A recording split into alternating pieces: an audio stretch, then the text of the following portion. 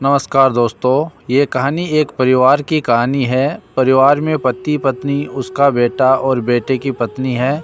रेखा जी अभी अपने पति मुकुल जी के लिए कॉफ़ी बनाकर किचन से निकली थी कि सामने से लता को आता देखकर उनका पारा चढ़ गया। रेखा जी, जब सारा काम हमें ही करना है तो तुम्हारा क्या काम है? यहाँ तुम्हें पता नहीं है कि हमें सुबह उठते ही कॉफ़ी पीने की आदत है। तो उनकी बहू लता कहती है, माँ जी मैं आ ही रही थी, लेकिन रवि को जल्दी ऑफिस जाना था, उनके कपड़े प्रेस करने में टाइम लग गया। तो रेखा कहती है, बस हर बात में बहाना पहले ही तैयार रहता है। लता को तो शादी करके आए अभी केवल 4 महीने हुए थे। यहाँ आकर उसे ऐसा लगने लगा था जैसे किसी जेल में आ गई है। उसे कहीं जाना हो तो परमिशन लेनी पड़ती थी, कोई गलती हो जाए तो पनिशमेंट मिलता था। सास ससुर और पति तीनों ही एक सुर में उसका विरोध करते थे। कभी कभी तो मन करता था कि यहाँ से भागकर अपने पापा के घर चली जाएं, लेकिन पापा हार्ट पेशेंट हैं। ये सब उन्हें पता लग गया तो न जाने क्या अनर्थ हो जाएगा। यही सोचकर सब बर्दाश्त करती रहती थी। लता ने जल्दी जल्दी सबके लिए नाश्ता बनाया। उसके बाद रवि को टिफ़िन पैक करके दे रही थी। तभी रवि ने आवाज़ दी, लता क्या कर रही हो? इतना टाइम नहीं है मेरे पास। कार चला के नहीं जाना है? मेट्रो में कितना समय लगता है तुम्हें पता है ना? ज़रा सा लेट पहुँचो तो ऑफिस में सुनना पड़ता है। रवि की एक एक बात इस बात की ओर इशारा था कि उसके पिता ने कार नहीं दी थी, लेकिन वह अब सब सुन लेती है। पिता को कैसे बताए कि जिन्हें आपने उसका जीवन साथी चुना था वह पैसों का लालची है। एक दिन शाम को रवि घर आया तो उसने अपने पापा से बात की कि अब मुझसे नौकरी नहीं होती। वो आपको पुराने दोस्त हैं ना शर्मा जी, मोटर पार्ट बनाते हैं, मैं चाहता हूँ कि उसकी सप्लाई शुरू करूँ। पापा, लेकिन बेटा उसके लिए तो कम से कम 10 लाख रुपए चाहिए होंगे, वो कहाँ से आएंगे? रवि, वही सोच रहा हूँ। तभी लता चाय बनाकर लाती है। रवि कहता है, लता तुम अपने पापा से कुछ पैसे उधार ला सकती हो। लता का सब्र जवाब दे चुका था।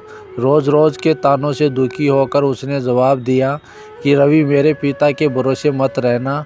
उन्होंने मेरी शादी करके अपना फ़र्ज़ पूरा कर दिया है। अगर आपको नौकरी करने में दिक्कत है तो मुझे जॉब करने दो, दोनों मिलकर कमाएंगे।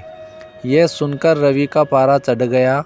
रवि, क्या बकवास कर रही हो? ज़्यादा जुबान चलने लगी है। तो लता कहती है, रवि मैं बहुत बर्दाश्त कर चुकी हूँ, इसलिए मैंने जॉब करने का फ़ैसला किया है। तो रवि कहता है, नहीं, हमारे घर में यह सब नहीं होता।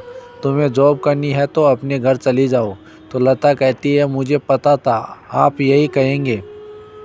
मैंने वकील से बात कर ली है, मैं जल्दी तलाक ले लूँगी। यह सुनकर रवि और उसके पिता के हाथ पांव फूल गए। तभी रेखा जी वहां आ गई। रेखा जी कहती है, देख लिया बहू को सिर पर चढ़ाने का नतीजा, निकाल दे इसको घर से बाहर। तो लता कहती है, ठीक है, मैं पुलिस को फ़ोन कर देती हूँ। आप मेरा सारा सामान और दहेज वापस कर दीजिए। साथ ही हर महीने अपने पति की कमाई का आधा हिस्सा मैं अदालत से ले लूँगी।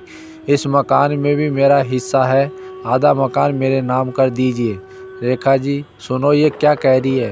तो मुकुल जी कहता है, बेटी ऐसी बात क्यों कर रही हो? आज के बाद हम तुझसे कुछ नहीं कहेंगे, तो अपने कमरे में जा। तो लता कहती है, नहीं पापा जी, बहुत बर्दाश्त कर चुकी मैं, अब मुझसे ये दिन भर के ताने बर्दाश्त नहीं होते। आप लोग इतने लालची होंगे ये मैंने कभी सपने भी नहीं सोचा था। तो रेखा जी कहती है, इसके बाप को फ़ोन करके बुलाइए, इसके मुंह लगने से अच्छा है उनसे डायरेक्ट बात करते हैं। तो लता कहती है, माँ जी मेरे पिता हार्ट पेशेंट हैं, अगर इस बात को सुनकर उन्हें कुछ हो गया तो इसके जिम्मेदार आप लोग होंगे। तो रवि कहता है, ये तुम्हें क्या हो गया है? आज से पहले तो तुमने कभी ऐसी बात नहीं की। तो लता कहती है, मैं आज तक आपके और मम्मी पापा जी के हर ताने को बर्दाश्त करती रही। 20 लाख रुपए मेरे पापा ने शादी में खर्च किए, फिर भी आपको कार चाहिए, बिजनेस करने के लिए पैसा चाहिए। लता ने उसी समय अपना सामान पैक किया और घर छोड़ दिया। जाने से पहले उसने अपने सास ससुर और पति तीनों को कहा, अगर मेरे पापा को आपने कुछ बताया तो मैं आपके अरेस्ट करा दूंगी, तलाक का नोटिस आपको मिल जाएगा चुपचाप साइन कर देना। लता वहाँ से निकलकर अपनी एक सहेली के फ्लैट में पहुँच गई। एक दिन पहले उसी ने उसे हक के साथ अपना आत्मसम्मान बचाने के लिए समझाया था। कोमल, मैं आ तो गई हूँ, लेकिन अब आगे क्या होगा? तो कोमल कहती है, चिंता मत कर, मैंने बात कर ली है, मेरे ऑफिस में जगह खाली है। कल से तू जॉब करेगी और मेरे साथ रहेगी। 1 महीने तक जॉब करने के बाद लता एक दिन अपने घर आ जाती है और पिताजी को सारी बात बताती है। उसकी बात सुनकर उसके पिता कहते हैं, पिता की बेटा मुझे तूने क्यों नहीं बताया?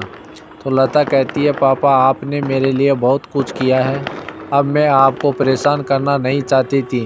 पिता, बेटी मैं इतना कमज़ोर नहीं हूँ, तू चिंता मत कर, घर आ जा। लता ने कहा, नहीं पापा, मुझे कुछ समय दीजिए, अपने पैरों पर खड़ा होने दीजिए, अपनी एक पहचान बनाने दीजिए।